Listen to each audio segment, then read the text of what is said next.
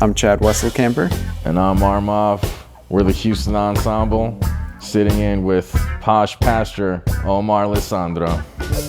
Some people have said that you resemble a posh pastor. Houston knows you as the minister of style. And I think that just by looking at you, there are no better words to describe it. What makes you you, and what makes you the minister of style? What makes me me? I'll start there. I am absolutely, at this point in my life, unapologetically myself. I am a byproduct of brutal childhood. I'm a byproduct of mental health stuff that I've had to go through, mistakes, trouble I've gotten myself into, all to be a better adult. And through that, realizing now, looking back, that style was always part of that journey, and I can look back at different times that I was wearing certain things and kind of see where my headspace is at. The minister of style thing started out as kind of a joke because everybody usually thinks I'm some sort of like pastor or voodoo priest or something, which is fine as long as they're strikes fear in their hearts. But it's just more so that I preach in terms of the world of style and fashion and self-expression, just to be yourself. I try not to just stick to trends and stick to what's interesting and cool. I really try to preach to people, as it were, to be yourself, you know, to wear your own vibe, wherever that takes you, whatever that is, because ultimately that's what you have to face yourself in the mirror with. Mm-hmm. I want to know 2 styles that you're sanctifying your anointing, and 2 styles you're exercising from its demons. I'll start with the exercising. Man, Crocs. Man, Crocs and slides, for God's sake. Like, fine, you're by a pool, I'm in. I get it, you're by a pool. But like, if you're like walking around the mall with dirty white socks and slides, or at church, or at a photo shoot, like, it just, I don't care if the celebrities do it, it's like, it's still disgusting. And Crocs, it's like they're a jail shoe. Like, I don't understand the appeal. And then they're plastic, so it's not even good for the environment. 2 things that I sanction. Skirts and dresses for men. Like, anatomically speaking, it makes so much more sense for men to wear skirts than for women, and women to wear trousers more than men. You know, it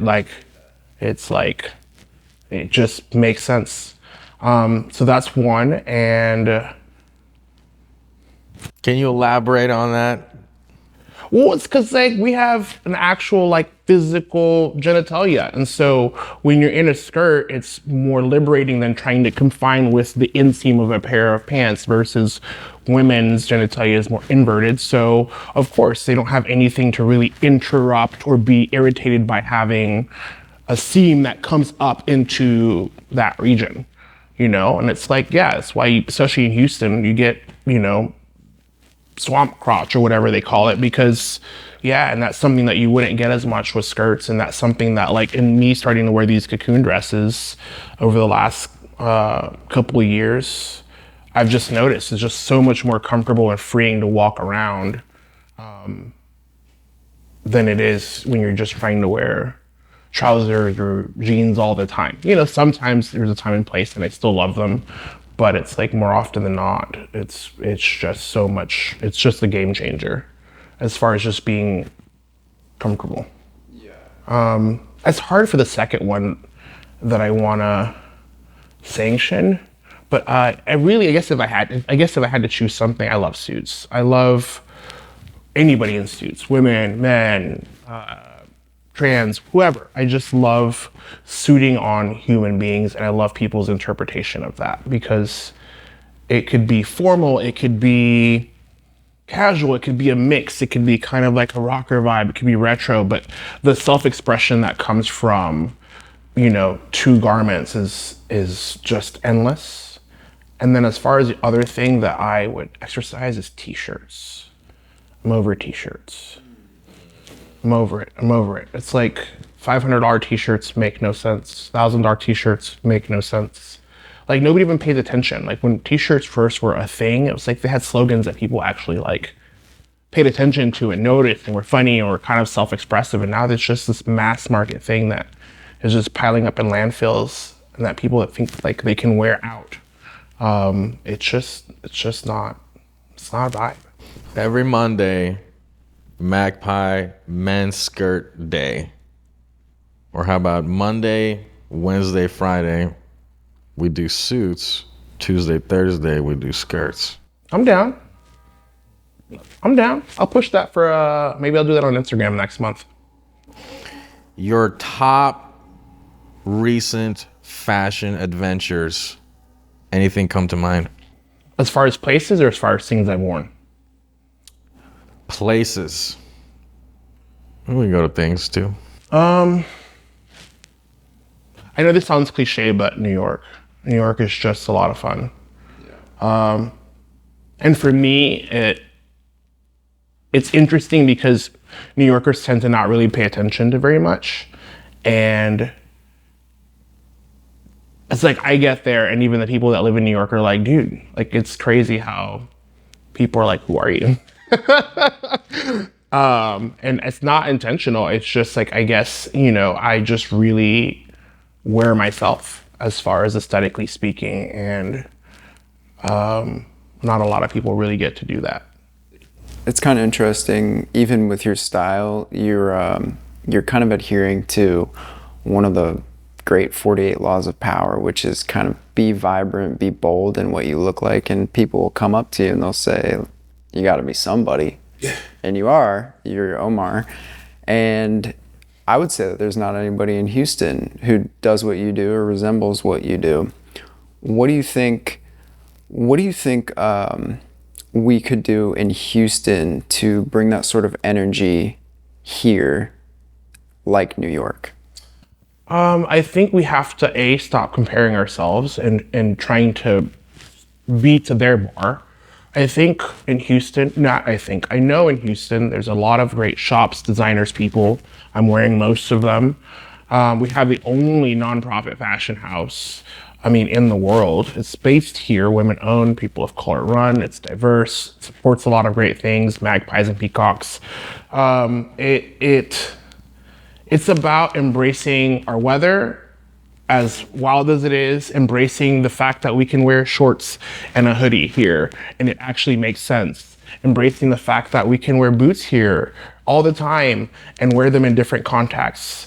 And I think we just need to lean into that more instead of pushing so hard to kind of be this, like, for lack of a better term, like mediocre city where it's like we're not trying to push too hard or trying to do what they're doing, but it's like we are doing what we're doing and we should aesthetically represent that so much better than we do, because there's a lot of wonderful creatives here. There's a lot of wonderful people, designers, architecture, art, music. And it's like you get here and people, it's just like, in a way, it gets taken for granted. And people just don't push hard to do anything. It's just kind of like, yep, whatever, white wife beater, slides, some jeans that don't even fit me properly, and like that's good. That's good enough to go to church or out, or to the theater even. It's like that's. And we were just saying that Houston is such a low-key city that we have actually a bunch of famous people or celebrity type people that live here so that they're not accosted compared to a place like LA or New York. And obviously you work with musicians, other artists, etc. The merging of those two things, I think, is super important for a city. And maybe what do you see in your experience of merging that fashion in music or that fashion in visual art aspect? They've always gone hand in hand. If you think back over, let's just say the last 50 years even, right? Anybody who culturally in the world of music has been significant in any way that globally people remember. Michael Jackson, Prince, George Michael, Elvis Presley, there's an aesthetic that is behind that if you were to just draw it on a piece of paper, people would kind of know who you're referencing. And it's such a hard thing for me to try to quantify because I it's like the clothes don't necessarily make the people. So it's not really necessarily about the clothes, and it's not that you're trying to dress to impress people. It's really like the conversation that you have when you understand yourself aesthetically is really deep, and it allows you the freedom to be yourself because you're always checking in with who you are. You have to accept how tall you are, how not tall you are. If you've gained weight, if you've lost weight, if you age, you have to understand the narratives that you carry from what people might have told you a long time ago, and shaking those things or being imprisoned by those things. And so they have to go together because it's like some of the most authentic musicians just unapologetically look like themselves, even like in the grunge movement, now it doesn't seem as radical, but in the late 80s and early 90s when the R&B guys were in suits and the rapper guys were in like track suits and logoed and labeled things and everybody had an aesthetic, these guys were just like, no, whatever.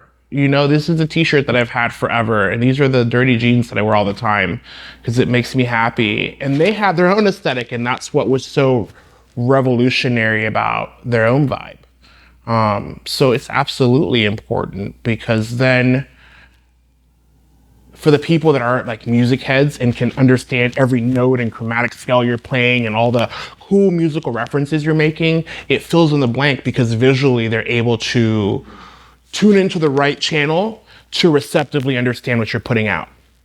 Yeah. Because we're all taught to visually arm or disarm ourselves based on the way that people look like, whether we want to admit that or not.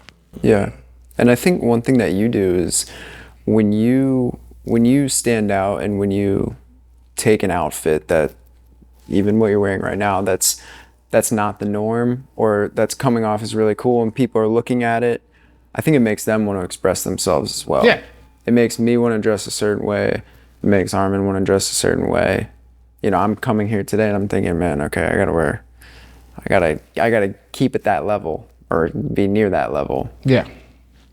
But it should be for yourself though. And that's Absolutely. The hard part is I am not trying to set the bar necessarily for like what everybody else should mimic. I am trying to set the bar for how free everybody else should be aesthetically. Right. And those are two very different things. And it's because it's like if you were to put on an outfit that you really just feel like yourself in, it changes everything about your day. It changes the things that you do because you're like, I feel good. You know what? I'm not going to go to the McDonald's or whatever and eat this trashy food. I'm going to go get like a nice salad. I'm going to go to the park. When people run into you or you run into somebody, you talk more confidently because you're yourself. And even if people reject you or have something to say, you're being authentic to yourself and not being rejected for being somebody else or something else, which hurts worse because it's like, well, they can't even believe the mask that I have on. It's like, well, what do I do? And it creates a lot of lost people. And it's just absolutely detrimental to knowing yourself. Like, you have to know yourself to have an aesthetic. Posh Pastor, tell us about your outfit. Man, these are the cocoon dresses. It's an in-house design for magpies and peacocks. They're the only 501c3 in the world that we know of that create sustainable luxury goods or really sustainable high-end, high-quality fashion and high-quality styles. So this was designed by Clarence Lee in 2017. This is a cocoon dress, is what they call it. It has no gender. It has no physical type. It's like, if you like it, you rock it. These have to be custom made for me because I'm a big dude and also I like that sort of thing. But they're just really comfortable. And when I was on tour a couple years ago with Krungmen, this is what I wore toward the latter half, and it was just so easy to live with. I love African jewelry, really world jewelry to be honest, but particularly like West African Tuareg jewelry I love, and that's what this is. because it has this very like African Catholic thing going on. And I'm just like obsessed with it. And then I always get a lot of my sunglasses from Smith's Opticians here in Houston, and they carry a lot of boutique brands and things like that and have a huge vintage selection. And I do lighter tints because it helps me with social anxiety in scenarios like this. Also aesthetically, yeah, I like it. Gosh, yeah. And then I wear them with tights because I don't want to flash anybody. And I love Adidas Sambas because they're just a really cool, old school, Yeah. classic shoe. When you were on tour, and obviously you've worked with a lot of different artists, but let's take that one, for example, with Krungbin. When you're styling them, what's going through your mind about how to go about it? It's really like I got to really style the guys.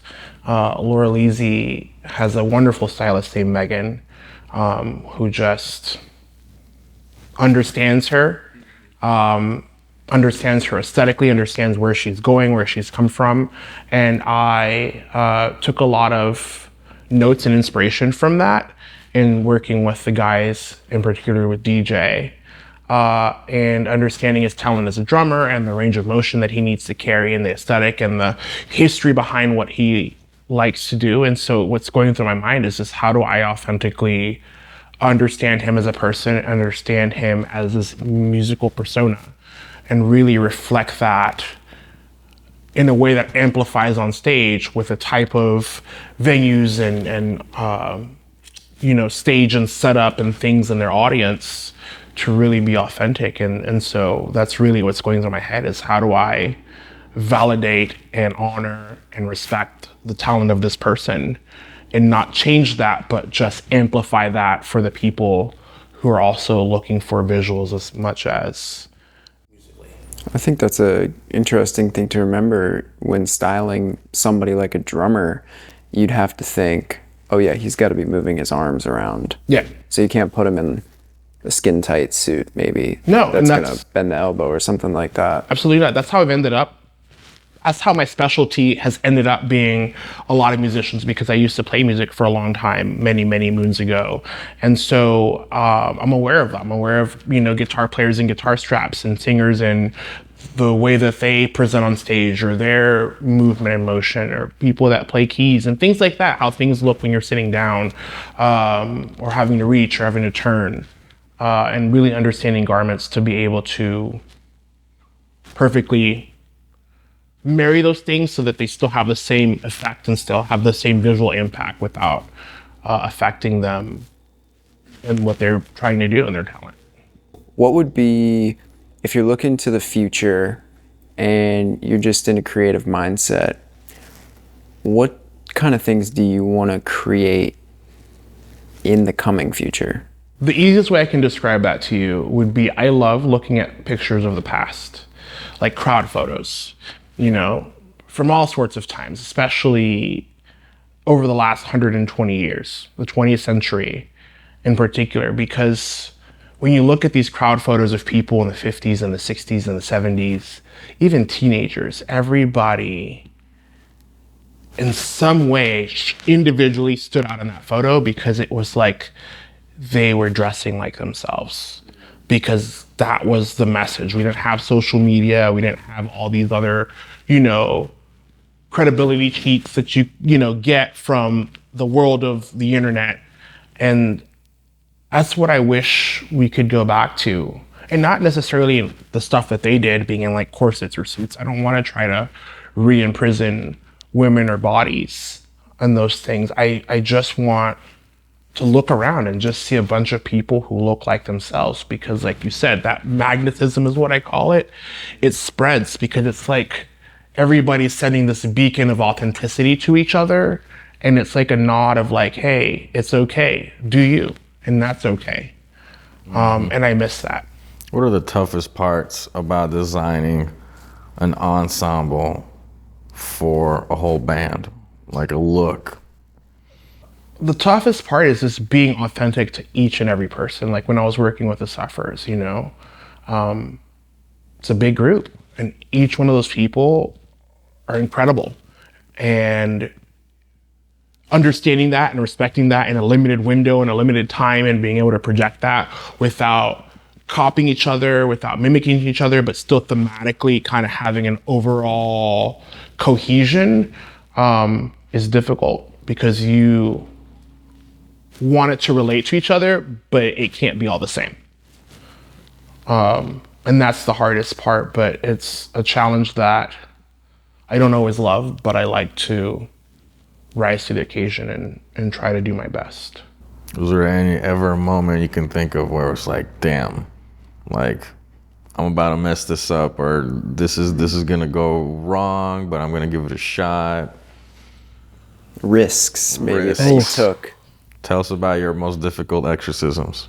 As far as like myself, or as far as like work? Work. So the first BET video I did back in, I think it was 2016 or 17, for one of my clients, You So Love. It was called Flights to Houston, and it's supposed to be kind of static shots and different sort of backgrounds in a huge play of color. And him being a hip hop rap artist, I didn't want to be super cliche and put him in the typical chains and whatever, because he is just such a well-spoken person, and his message was just so much more grown up, because he's not a kid, you know, he's not an older person, but he's not a kid either.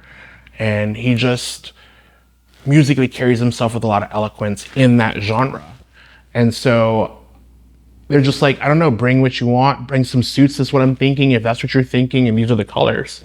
And so I just brought a bunch of options and glasses and things, and it was just like, oh my gosh, I saw the set and I was like, I hope this is gonna pop as hard as I thought it was going to, because it was like a pastel blue against like a pink and like neon blue background. And again, it's a static shot, so there's not a lot of movement, and that was scary. It worked out, but it was definitely like, oh my gosh. Or even working with another rock band that I won't say their name, but they were just like an alternative band, and a cool group of guys, but they're just so stuck on just doing this black t-shirt thing because that was just an audience. It's like, you know, because we're gonna do this highly stylized video in like a warehouse space where the focus was just them and lighting, and he just wanted to show up in dirty black t-shirts. And I was like, it doesn't work that way, man. It's like, it doesn't work that way. It's like, but you think it's projecting. It's like when you're on film or when you're in like any sort of public setting, you know, you have to kind of raise the bar to be at zero, because of the suspended animation of the fact that people are watching you, and you're in like the space of entertaining and reflecting back to people. And so that was just conversations with their label, conversations with people. I mean, ultimately we made it work, and I had to spend 3 days cutting and bleaching and repainting a bunch of black things to work, so they at least had something to stand out on. But it was just like, I had to kind of guess, and then last minute they changed the person, and it was a lot. So there's definitely a lot of that happens. For people in Houston that want to maybe get involved with you or kind of get into your world, what would you recommend for them? Best thing to do, go to my website, styledbyoli.com, because it just really says a lot about me. It's just authentically. It's really my message, my mission, my love, my passion. Social media is pretty good, though I'll be honest with you, I'm not super crazy about social media, and really on my personal one, I just really post a lot of outfits of the day, and really just tag and amplify the people that I wear, that I love, that I support, that I want other people to support.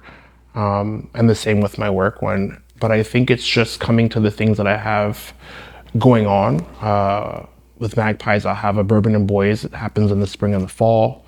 Then I'm going to be doing the second Sundays of Style with the Minister of Style.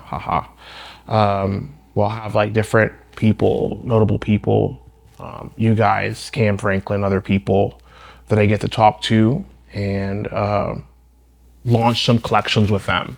And that's just the best way, you know, or even just send me a message, you know.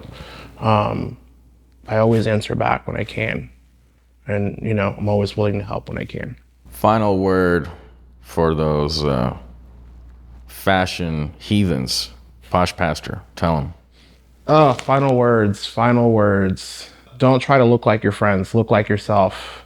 If something looks like crap, then yeah, it looks like crap, and don't just get sold into it because everybody else is doing it. And yeah, I'm coming for you, Crocs people, and you slides people. I don't want to see your flipping dirty socks or your feet out when I'm at a restaurant.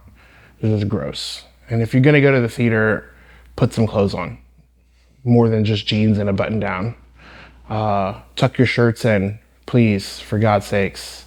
And if your suit's too tight and it looks like you're wearing spandex, then it's too tight and it looks like you're wearing spandex and you're doing it all wrong. But above all else, just actually try to look like you. Oh, and stop wearing those white Air Force Ones. Everybody has a pair. It's not cool anymore. Guilty. Except I got rainbow laces on mine, so.